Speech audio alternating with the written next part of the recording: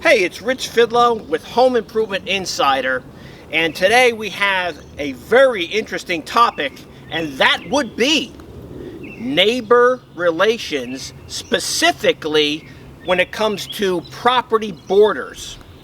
Now, human beings have a tendency to revert back to their primal instinct when it comes to property border disputes. And I can give you several examples of this in detail. Now, when it comes to property borders, there's basically three ways that neighbors can relate to one another. One is they can be very hospitable and tolerant. Two, they can ignore each other. And three, you could have an all-out Hatfield-McCoy scenario. So now, in my 34 years of doing estimates and talking to homeowners, I'm going to give you three examples. One time, I went to a customer's house, and this customer was talking about doing all kinds of work, big jobs, but there was a caveat involved, and that would be to take down a fence at the rear of his property and dig out some large evergreen trees that were on the opposite side of his fence. He was claiming that this was his property and it was his right to do so. Now, after giving a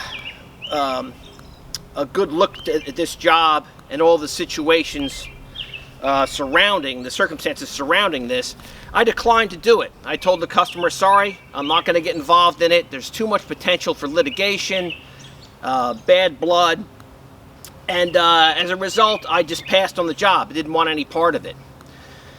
And it's a good thing I did that. Now, example number two.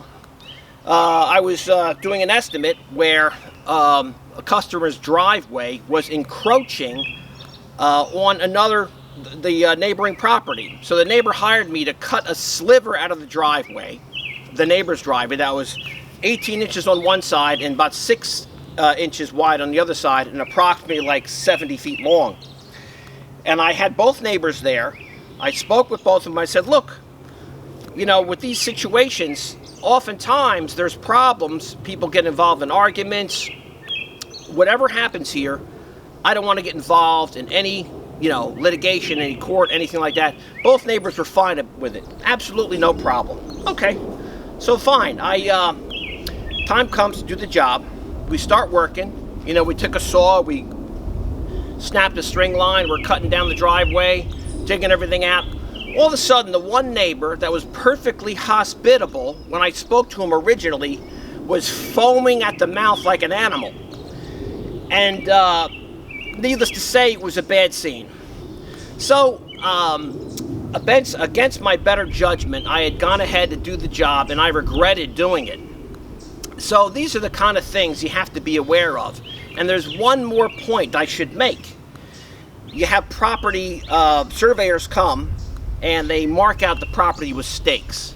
Well, in my 34 years, guess how many times I have seen homeowners move these stakes? A few inches or even more than that. Numerous times.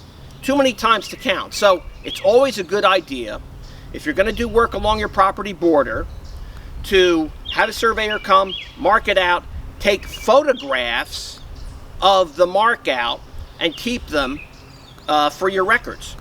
Now, I've got one more story before I go. My crew was doing some work on a property, and they were doing sod. And on the property border, you had, some like weeds and some mud and some, it just wasn't good. There was a little bit of sod left over. So my workers took it upon themselves, and I wasn't at the job at the time, to sod a few inches over onto the neighbor's property. Maybe it was about 6 to 8 inches of fresh sod they laid on the neighboring property. Now, one would think that the neighbor would be appreciative and would be grateful. Oh, wow, thank you for putting sod down on my property. It was basically a mud pit and covered with weeds. That was not the result. The neighbor come running out of the house, foaming at the mouth like an animal, screaming and yelling at my workers, "Get off my property," blah, blah, you know, all this stuff.